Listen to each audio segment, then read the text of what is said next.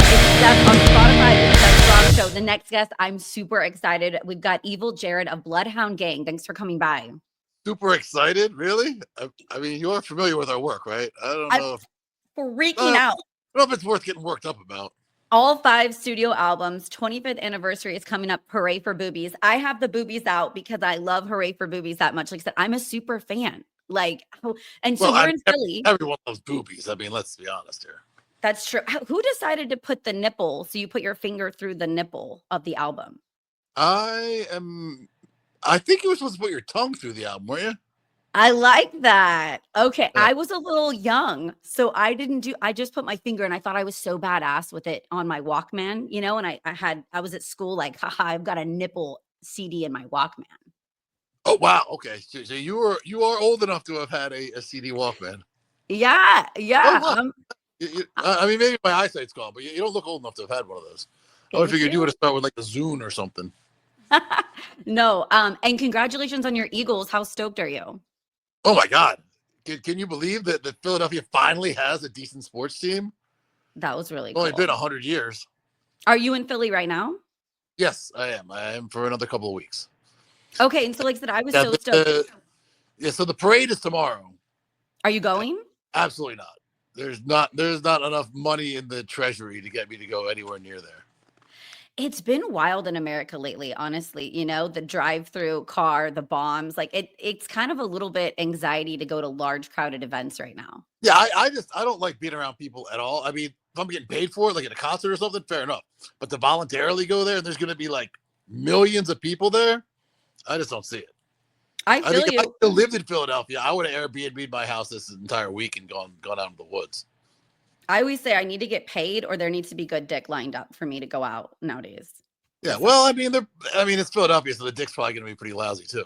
Yeah, but like just for any normal work day, the infrastructure of the highways going in and out of the city was overwhelmed in like 1977, and they haven't improved it at all. And like the main highway going into the city, 76, it's bordered by like a mountain or a cliff on one side and a river on the other side. So the only way to expand it would be to like stack it on top of another highway on top of it, and they've never done that. Yeah. So I left LA. I don't like traffic. Okay, at least in LA they can expand it. Like they can go to 8 lanes. Like 2 or 3 is about the best you can do going into Philadelphia. So I'm excited as a 90s skate girl. I just had CKY back on in October, and they mentioned that they recently, and they hang out with you overseas sometimes. So you're still buddies with Jess and stuff. Tell me about that. Yeah. I ran into Jess in, they were playing in Berlin a few months ago.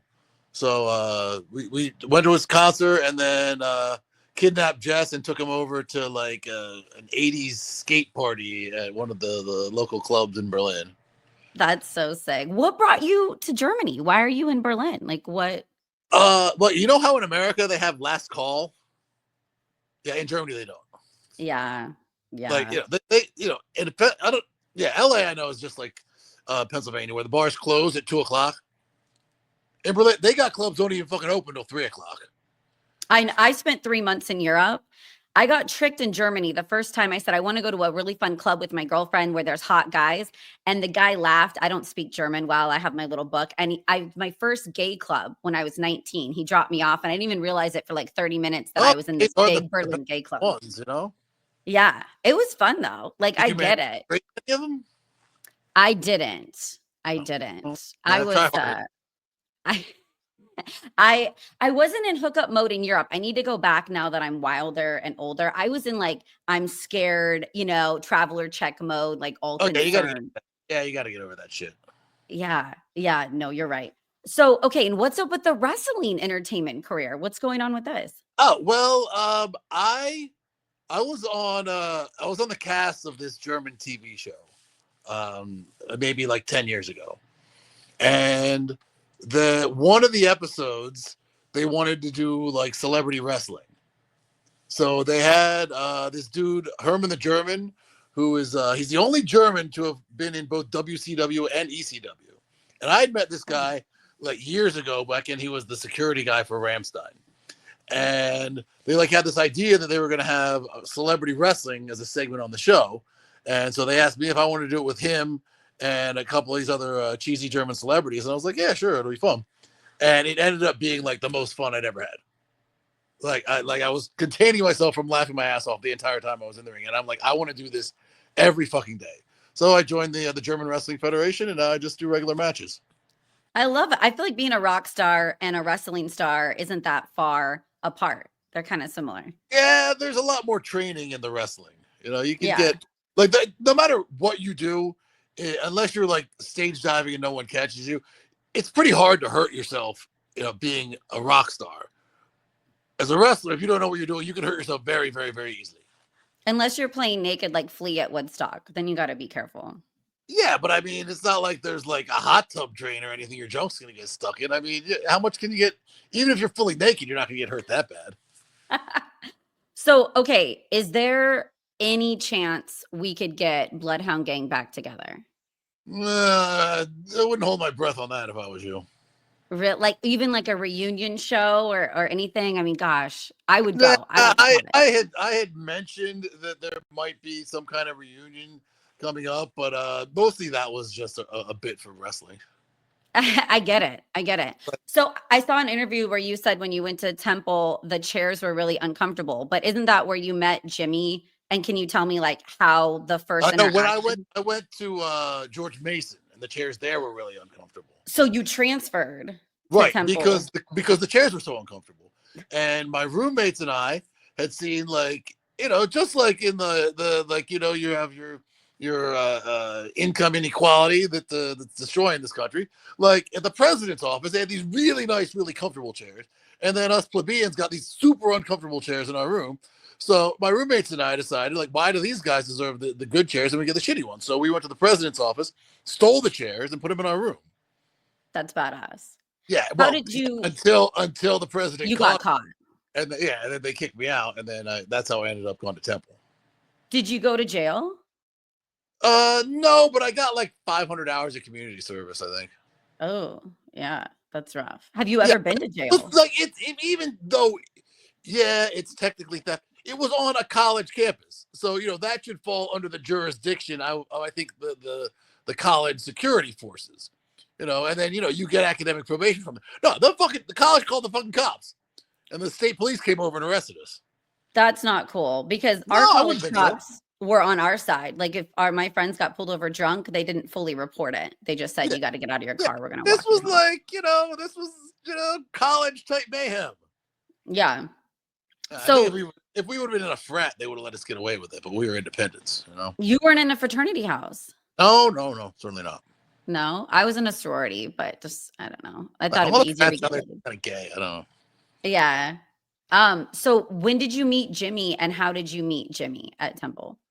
I had a house out by the art museum, and we would have parties over there, and our philosophy was always 5 bands, 5 kegs, $5.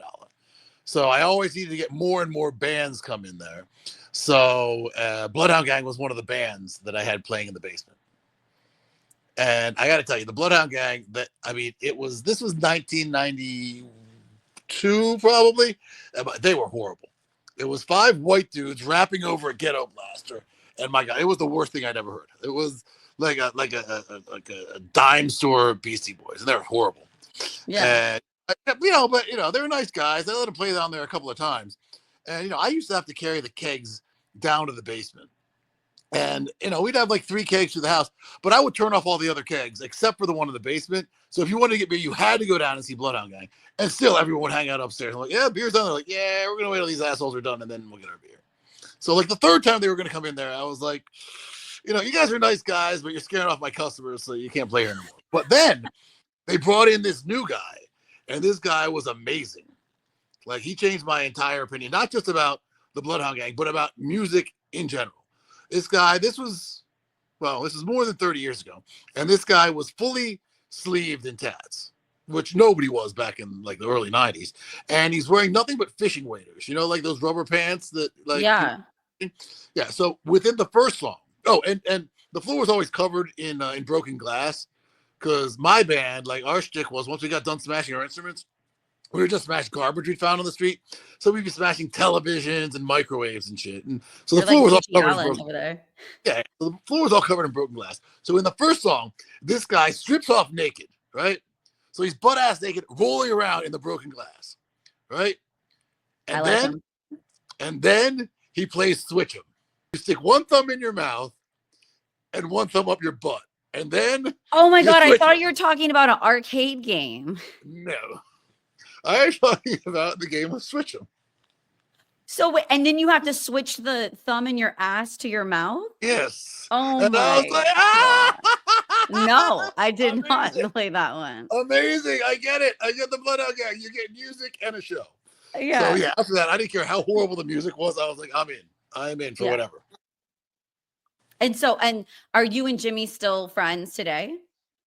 Yeah, we were never really friends to begin with, but yeah, we still hang out. Like more bandmates? Yeah, yeah. But I mean, I went out with him a couple weeks ago. Actually, Oh, me, him, Harry, and Billy went down to see Jess, and that was the first time we'd all the members of our band had been together in like probably 10 years. see, that's what I want so bad. I want Bloodhound Gang on tour with CKY. Yeah, well, I don't know. I mean, like I I would saw love like that. maybe 2 weeks after I saw Jess in Berlin, apparently Chad decided to punch the singer of Alien Ant Farm in the face, Yeah. and I'm I sure had it would just take. had them on, like Yeah, drive-in. I'm sure it wouldn't have take us very long before we went all Jane's Addiction on each other. So that is something that would work out. I think it would because like Jess is a good level-headed middleman and he's closer to you guys than you No, and we you would get along fine with Jess and Chad. I yeah. don't give a fuck what they do. I think our band would implode. Yeah. Well, and alcohol plays a role in a lot of these things, right? Like Yeah, and sobriety. I don't know. Like we're not as big drunks as we were before, and some people the alcohol makes them more violent, but I think the alcohol is what like the lubricant that allowed us to all get along. And if we go out there and we're sober, I mean, if you have Yeah. nothing to take the edge off, it's gonna be all edge. I don't like life sober. It's not fun at all. Yeah, I mean, I think I maybe played in my life maybe 2 shows where I was sober, and Oh. that was just because I had a fever and I wasn't allowed to drink. Oh, that makes sense. Have you okay, I love the old clips. I definitely my friends and I made jackass knockoff videos and we called ourselves Blue Streak and then I put Bloodhound Gang music in the background. I love when you guys were all like slapping each other. Do you ever still run into any of the guys or Bam and just slap each other's face? Um, well, I haven't seen Bam in quite some time, but sometimes I'll see Rake and just go up and slap him. And that's okay. That's just like Yeah, acceptable. Rake was actually over. He didn't get slapped, but Rake was over at my house for the Super Bowl. And he didn't get slapped there though. No, there's no slapping. Okay. And then do you have like a favorite bass player or a bass player you've looked up that made you want to start playing? Steve Harris, I'd say. Yeah. Although obviously our playing styles are nothing alike, but I think he's probably one of the coolest bass players there is. I get Lemmy a lot. That's like the most Lemmy or Flea. And then I've got it. My favorite song out of every song is Chasey Lane. Like that's a go-to karaoke song. Has she heard the song or reached out to you guys about hearing Oh it? yeah. She was in the like on the album. There's like a little vignette where it's actually her talking Oh, song, but like I don't know if she's was having trouble reading or something, but like we had a clear script for her to read, and like she just couldn't read the script. Like I don't know if nearsighted or farsighted or like or drugs. illiterate, but we had to like take it in to our studio and edit the things together word by word to get it to come out coherent. Damn. And then did you guys know that Bad Touch was going to be as big of a hit when you were recording it? No, I had no idea. No idea. That's weird. Do you have your monkey outfit still? I think I'm the only one that still has mine. I'm pretty sure.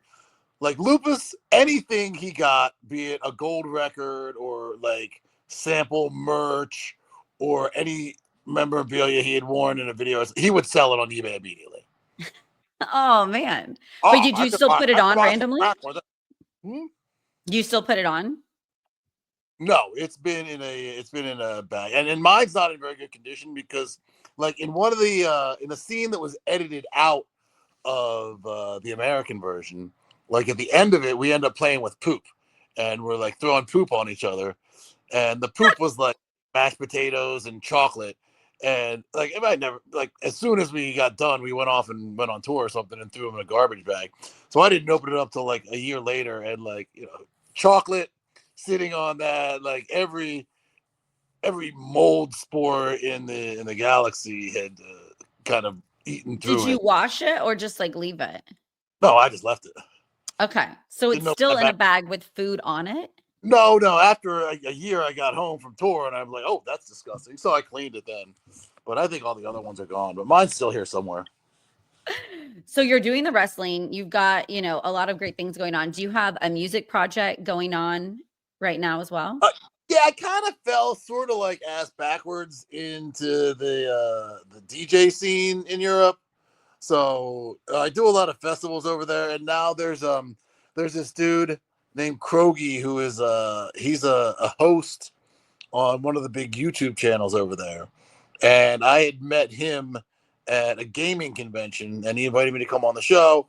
And we got to drinking on the show, and we got along really well. And he said, we should find a project to do together. And it turns out he's a drummer, so eventually we kind of like he started showing up at my shows and bringing his drums, and he'd set up. And then an agent saw it and wanted to have us go out and do shows. So now I'm doing shows with this guy where I DJ and he drums. And you like fully speak German. When did this happen? Well, my daughter says I still sound retarded. So, I My thought I kids was say the okay. same. Yeah, but I mean, I went to a lot of the integration courses and shit that they have over there to learn how to, I don't know. I see when people come to America and they don't bother to learn English. They just speak whatever the fuck the language is of their home country. I think that that's really fucking obnoxious, Yeah. You should learn the language. And even though everyone in Germany basically speaks English, I thought just out of respect I should learn the fucking language. Yeah. Well, that's nice. I just was like, whoa, finding your page and being like, he's just completely German now. Like, what year did this you move there and you're like, okay, this is what I'm doing now? I moved. That was 2006. Oh my God. Yeah, well, that bar, that club that we ended up taking Jess to, that was like the 80s roller disco that night. That was a club we used to play at in Berlin. And sometimes we get out of work like 2:30, 3 o'clock. There's this bar across the street, and it would be completely packed. And like if our show the next day was closed, they would let us drink in there until noon the next day. And I was like, I gotta live near here. I So love that it's not really culture, the museums. You're like, the main reason for Germany is the bars can stay open later. well, I mean, they got Beck's beer, they got Marsteiner, Jägermeister. That's the only culture I'm concerned about. Yeah. Yeah, so I don't we know. were like maybe a year or two later, we were on tour. The last day of the tour was in Munich. We were supposed to fly home. Like, you know what? Fuck this. I'm just gonna go up to Berlin. I went up to Berlin, checked into a hostel. I'm like, I should get an apartment. So I was walking around. You couldn't get very far walking around, but one day I saw a bike, wasn't locked up too good. I had my tools from tour. I had like a leather, and I'm like, oh, I think I could get that bike. So now I got a bike. So that expanded my radius. Uh, And then I seen like an old Volkswagen Golf. It said for sale, and it's at 250 euros. Yeah, I looked through my PD, like I got 250 euros. So I bought this car, and I don't know how it was legal. Because like I bought it off some little old lady, and she just left her insurance and her license plates on it, and I started driving around with this you straight don't have a Germany license. And then wait, what'd you do with the bike? um I think I had it for a while, and then I was gonna go like once I had got an apartment established, I was gonna go put it back. But one of our roadies came and was staying on my couch, and he just like left it on the street, and someone stole it. Well, it paid it forward. The bike is like this whore out on the streets and it's being used at least. Yeah, I mean, I think he just didn't lock it or something. He wasn't very good roadie. Yeah. Do you have like a favorite memory of Bloodhound Gang or touring or just time that you're like, God, that was so badass? Nah, I mean, I'll be honest with you. From like 1995 to 2015, there are long tracks of time that I can't remember. Yeah. And most of the shit, when I look, like if it comes on TV or something, or someone shows me a video, I don't remember it at all. No recollection whatsoever. It was it just partying hard? Like I did alcohol, drugs, and fun, and then Yeah. yeah, Yeah. I that's mean, if you cool. remember it, how good of a time could it have been? No, I feel like I was in Hollywood for years and I don't remember a lot of it in a good way. It was really fun, but I had to escape to Sacramento because it's boring and safe in NorCal. So now I'm here hiding. I don't know. My time in when I lived in Hollywood, I wasn't too fond of it. Yeah, didn't like it once I became 30 and older and was like, "Oh, it's dirty and dangerous." But in my 20s when I was 30 out of dangerous, control. there's traffic everywhere. The people drive. The worst drivers I've ever seen there. Yeah. I got hit twice in one day. How does that happen? I was coming down. I was going to. I was a member of the boxing gym, right? And I lived up off of Cherimoya, Beechwood Canyon. Not really familiar with that. I was on Wilcox in Santa Monica. I was But poor. you know where Beechwood Canyon is, right? Yeah. Yeah, you go down Franklin and then come down Highland and cut across there. Okay, yeah. Wait, I don't know. Franklin back then was not too bad with traffic because most people were either driving on Sunset or on Hollywood, but we would always go back up down Franklin because there was less traffic there. And then I'm riding my motorcycle down there, and like a car comes over and like slams into the back of it and like knocks the wheel over like a foot. And I don't think I fell over, but I was like, hey asshole. I mean, the bike was worthless, so it wasn't damaged. But I was like, all right, this is kind of pissing me off. And then I'm going down Highland, and then I see a car coming out of us. Well, I'm like, I know this guy's gonna hit me. So as soon as he hits me, I go down like a house of cards. And I'm like, okay, I hope this is like Rebecca Gayheart in a Mercedes because I'm going to play this up. I'm finally going to sue somebody. And I'm like, rolling around. I'm like, oh, my leg. And then the guy comes in, are you okay? And I look, fucking Mexican gardener driving like a Datsun. Yeah, I'm like, damn. Oh, never mind. Yeah. He's about to sue you after hitting you on a motorcycle. Yeah. After that, I'm like, you know what? This place is not for me anymore. Yeah, smart choice. On a bike too, that's even scarier twice in one day. Yeah. Damn. Yeah. I crashed a couple cars in LA drunk driving because I was, thought that was a good idea. Yeah, it happens. Okay, can we do smash or pass? So I say something, and if you like it, you're a fan, you smash. And if you don't like it, you pass. Do I have to smash something? You could smash anything you want. That's right. You are a wrestler now. So that's scary. You could hurt and smash something. Okay. Lay it on. OnlyFans girls. Pass. Video games. Smash. 80s hair metal. Smash. Playboy Mansion. Pass. Tracksuits. Is there a middle ground? I'm gonna tend towards smash because I do like the way that the Italian guys wear them. Yeah. I just remember when you had those giant sideburns. Would you ever do that again? Yeah, like if sometimes for wrestling I'll do that. If I have like a boxing match or something, I'll grow them in. Yeah, but they're all great now, so and I have to dye them, and I feel like kind of cheesy dyeing my beard. So, it's cool. Hasselhoff would do it too, so that works with your image. I don't know. Have you seen his facial hair? He's got like a John Waters mustache now. It's kind of creepy. Yeah, that's okay. Getting old and creepy is hot. It's in right now. Well, then stay tuned for us. Okay, eating ass. Smash. Marriage. Pass. Board games. Pass. Dick pics. Pass. Hard pass. I have one more important question. Would you fuck me for blow? How much blow? Okay, can we change the lyrics to that? That should be the response in the song. How much blow? Yeah, an 8 ball, 2 8 balls. What would it be? I think that's like one of my childhood. I can't believe I got to do that because so I got Hooray for Boobies. I was 12. I was in 6th grade, What and the like I said, fuck parents did you have? no, so I snuck it. That's why I felt like such a badass. Like I'd go to the record store and I bought it. And the fact that I had this album that was so naughty and I was just like walking around the house because I had strict parents and they had no clue what I was listening to. So I just thought you guys were the wildest, craziest. I had Marilyn Manson, Mechanical Animals, and Hooray for Boobies, Bloodhound Gang. And I just know those 2 albums blew my mind away. I was like, yeah, I want to move to Hollywood and be an insane stripper and radio DJ and fuck a lot of rock stars. So that was, thank And you for. have you gotten all 3?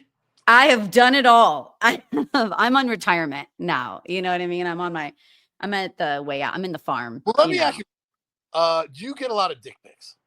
I do, but I ask for them and I put my email and I asked for them to be sent to me because I like But you them. don't get them unsolicited? Only like once a week.